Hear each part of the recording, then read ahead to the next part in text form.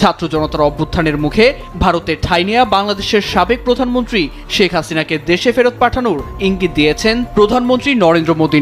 ভারতের প্রধানমন্ত্রী নরেন্দ্র মোদীকে বাংলাদেশের ক্ষমতাচ্যুত পলাতক প্রধানমন্ত্রী শেখ হাসিনাকে তার দেশে ফেরত পাঠানোর আহ্বান জানিয়েছে অল ইন্ডিয়া মজলিস প্রধান আসাদুদ্দিন ওয়েসি। ভারতের স্বার্থবিরোধী অবস্থান নেওয়া ৩ রাষ্ট্রপ্রধানের মুখের আদলে অসুরের অবয়ব প্রতিস্থাপন করে পূজার আয়োজন করা হয়েছে পশ্চিমবঙ্গে, যেখানে বাংলাদেশের তত্ত্বাবধায়ক সরকারের প্রধান উপদেষ্টা ডক্টর মোহাম্মদ ইউনূস ও মার্কিন প্রেসিডেন্ট ডোনাল্ড ট্রাম্পের মুখের আদলে বানানো হয়েছে অসুর ও দেবী দুর্গার হাতে কাটা নরমুণ্ড পাকিস্তানের প্রধানমন্ত্রী শেহবাজ শরীফের মুখের আদলে। সেই নতুন বিষয়টি সম্মানজনক হোক অথবা ফানি।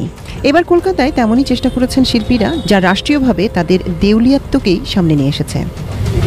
অবশেষে ডক্টর ইউনূসের কাছে ইন্ডিয়া হার মানতে বাধ্য হয়েছে। শেখ হাসিনাকে বাংলাদেশে আনা হবে এবং এটা ইন্ডিয়া নিজেও এটা কনফার্ম করেছেন, অর্থাৎ বাংলাদেশে শেখ হাসিনা আসতেছেন এবং বাংলাদেশে শেখ হাসিনা আসার পরে কি হবে সেটা কিন্তু পুরো বিস্তারিত ভিডিওতে দেখতে পারবেন। ইতিমধ্যেই ডক্টর ইউনূসকে নরেন্দ্র মোদী সহ ইন্ডিয়া তারা ডক্টর ইউনূসকে প্রভু মানতেছেন এবং তাকে তাদের পূজায় ডক্টর ইউনূসকেই এখন খোদা মানতেছে। কারণ হচ্ছে ডক্টর ইউনূসের কাছে তারা এখন পরাস্ত, ডক্টর ইউনূসের ট্যালেন্টের কাছে তারা পরাস্ত।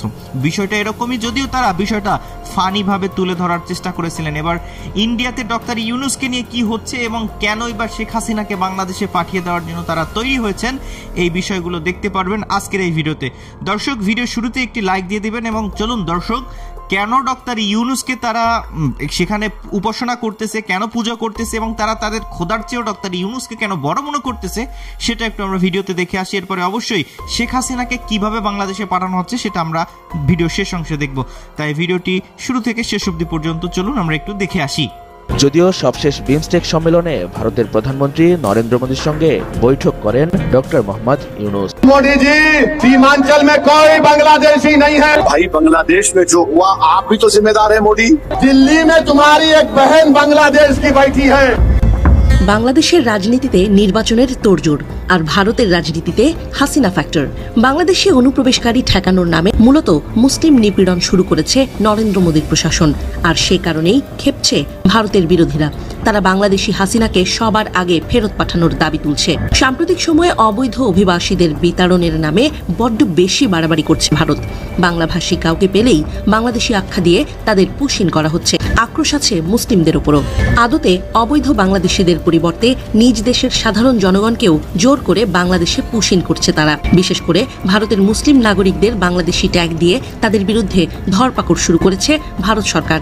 এরপর সুযোগ বুঝে সীমান্ত দিয়ে তাদের পাঠিয়ে দেওয়া হচ্ছে বাংলাদেশে। আর এসবের পেছনে কলকাঠি নাড়ছেন খোদ ভারতের উগ্রবাদী প্রধানমন্ত্রী নরেন্দ্র মোদী। এবার নরেন্দ্র মোদীর ক্ষমতাসীন দল বিজেপি অভিযোগ করেছে যে বিহারের সীমাঞ্চল অঞ্চলে অবৈধ বাংলাদেশি অনুপ্রবেশকারীরা বসবাস করছে।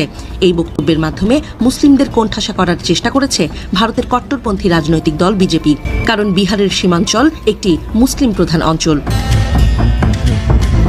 এই অভিযোগ তুলেছেন ভারতের প্রধানমন্ত্রী নরেন্দ্র মোদী। সম্প্রতি এক নির্বাচনী সমাবেশে ভারতীয় কংগ্রেস ও রাষ্ট্রীয় জনতা দল আরজেডির বিরুদ্ধে মোদী অভিযোগ তোলেন এসব দল বাংলাদেশি অনুপ্রবেশকারীদের ভারতের বুকে আশ্রয় দিচ্ছে। মোদীর এই বিতর্কিত বক্তব্যের পর থেকেই বিহারের রাজনৈতিক উত্তেজনা চরম পর্যায়ে পৌঁছেছে। মোদীর এই মন্তব্যের তীব্র বিরোধিতা করেছেন ভারতের রাজনৈতিক দল এআইএমআইএম প্রধান আসাদুদ্দিন ওয়াইসি। উল্টো বাংলাদেশ থেকে পালিয়ে যাওয়া শেখ হাসিনাকে আশ্রয় দেওয়ার বিষয়ে তিনি মোদীকে খোঁচা দেন। মোদীর সমালোচনা করে ওয়াইসি বলেন, মোদী বলছেন যে বিহারে বাংলাদেশি অনুপ্রবেশকারী আছে। মোদী, আপনি জেনে রাখুন বিহার এবং সীমান্ত অঞ্চলে কোনো বাংলাদেশি নেই। তবে আপনার একজন বাংলাদেশের বোন দিল্লিতে বসে আছেন, তাকে বাংলাদেশে পাঠিয়ে দিন, তাকে সীমান্তে নিয়ে আসুন, আর আমরা তাকে বাংলাদেশে পৌঁছে দেব। গত বছরের 5 অগস্ট ছাত্র জনতার গণ অভ্যুত্থানে দেশ ছেড়ে ভারতে পালান শেখ হাসিনা। এরপর থেকে তাকে আশ্রয় দিয়ে নয়াদিল্লির একটি সেফ হোমে রেখেছে নরেন্দ্র মোদীর সরকার। অথচ নিজ দেশের নাগরিকদেরই বাংলাদেশি আখ্যা দিয়ে বাংলাদেশে পুশিন করাচ্ছেন তিনি। বিহারে আসন্ন বিধানসভা নির্বাচনে অবৈধ অনুপ্রবেশকারী ইস্যুকে হাতিয়ার করছে বিজেপি। অবৈধ অভিবাসী ইস্যুটি বারবার সামনে এনে নিজ সমর্থকদের মন জয় করার চেষ্টা চালাচ্ছে দলটি। সেই ধারাবাহিকতায় গত কয়েক মাস ধরে ভারত জুড়ে অবৈধভাবে বসবাসকারীদের চিহ্নিত করার জন্য কঠোর পদক্ষেপ দেখা গেছে। মোদী ভারতে অনুপ্রবেশকারীদের ইস্যু নিয়ে বরাবরই সোচ্চার।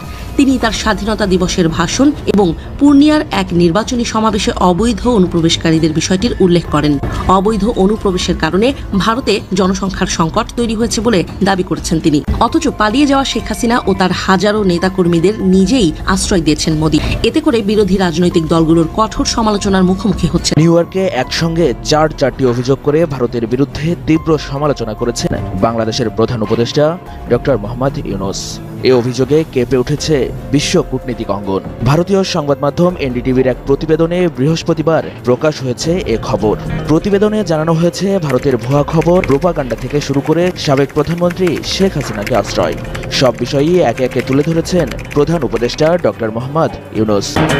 যুক্তরাষ্ট্রের নিউ ইয়র্কে জাতিসংঘের সাধারণ পরিষদের অধিবেশনের ফাঁকে ভারত বিষয়ে মোট 4টি অভিযোগ তুলে ধরেছেন ডক্টর মোহাম্মদ ইউনূস। প্রতিবেদনে বলা হয়েছে, ইউনূস বলেছেন, গত বছরের গণবিপ্লবকে ভারত ভালোভাবে নেয়নি, আর এর ফলে দুদেশের সম্পর্কের মধ্যে টানাপোড়েন সৃষ্টি হয়েছে। ওই প্রতিবেদনে আরও বলা হয়, ইউনূস অভিযোগ করেছেন ভারতের সংবাদ মাধ্যমগুলো ভুয়া খবর ছড়িয়েছে, ভারতের আন্দোলনকে ইসলামী আন্দোলন হিসেবে প্রোপাগান্ডা করেছে।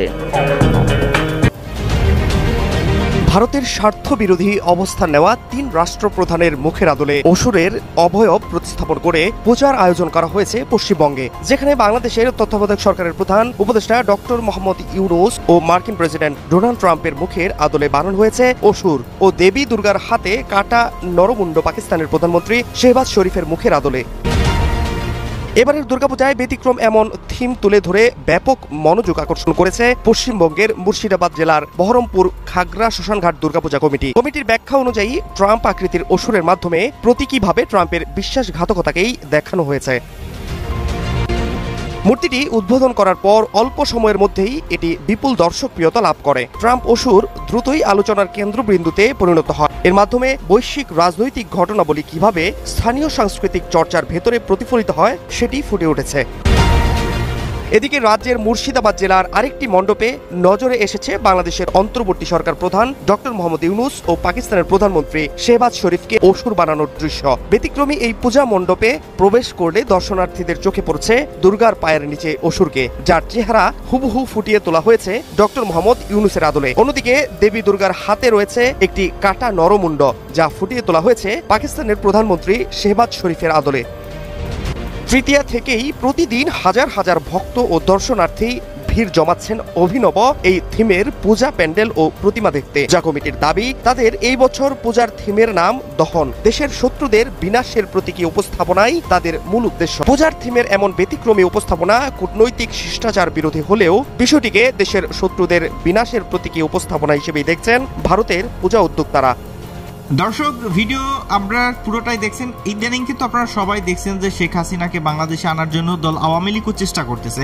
তাদেরও দাবি হচ্ছে যেভাবে হোক শেখ হাসিনা বাংলাদেশে আসুক।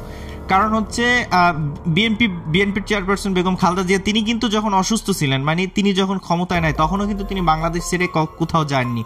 তিনি কিন্তু বাংলাদেশের আইন যেভাবে হোক ব্যবহার করে তাকে কিন্তু সেভাবে বিচারের আওতায় রাখা হয়েছিল, যে কারণে কিন্তু বিএনপির একটা ভরসা আছে যে তাদের নেত্রী পালিয়ে যায় নাই, এবং দল আওয়ামী লীগেরও কিন্তু সেই পাওয়ারটা নাই। কিন্তু তারা কারণ হচ্ছে তাদের নেত্রী পালিয়ে গেছে। এই যে পালিয়ে যায় কারা? কারণ হচ্ছে কোনো ব্যক্তি চুরি করতে গেলে সেই চোরদেরকে যখন ধাওয়া করা হয় তখন তারা পালিয়ে যায়।